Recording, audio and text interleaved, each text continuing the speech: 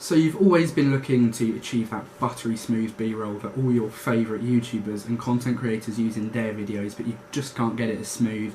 Well, that's why today we're going to be looking at how to strategically use frame rates in order to achieve that perfect B-roll for you to put in your videos.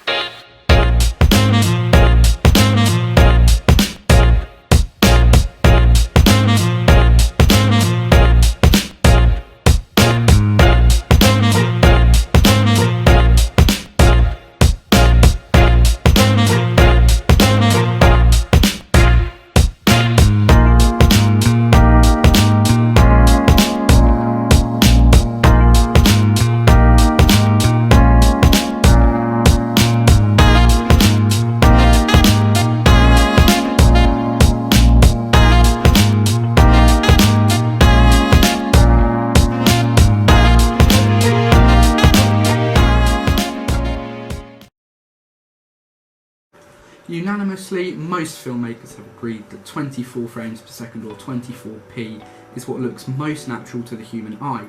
So I recommend that if you are going for that amazing cinematic look, you edit all of your clips and sequences in a 24 frames per second or 24p timeline.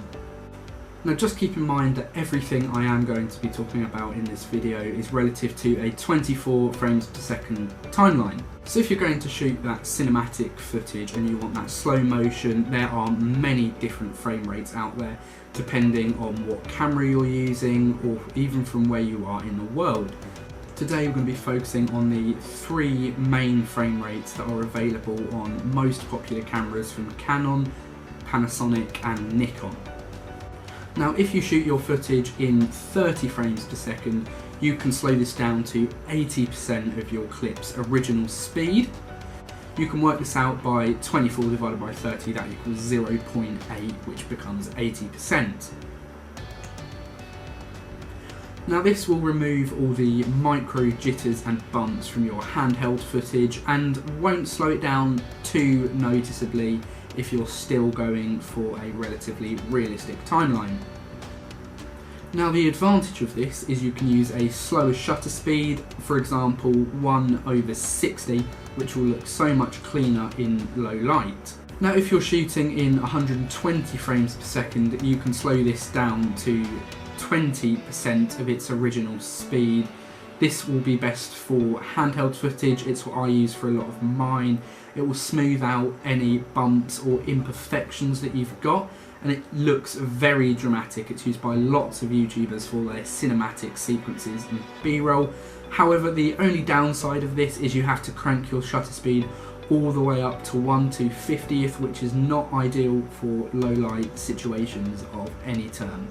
The downside of bumping up your shutter speed to 1/50th is that you'll have to bump up your ISO, which will add lots of noise into your shot. Now if you shoot in 60 frames per second, you can slow this down to 40% of its original speed. Now with this you can use a lower shutter speed of only 1/125, which will be a massive improvement in low light compared to the 1/250th that you use in 120 frames per second. Now this won't be as slow, but it is still enough to get that dramatic look that you are after. Now as always, if you like this video, please go down below and hit the thumbs up, even subscribe if you're feeling extra kind, share the video, and I'll see you on the next one.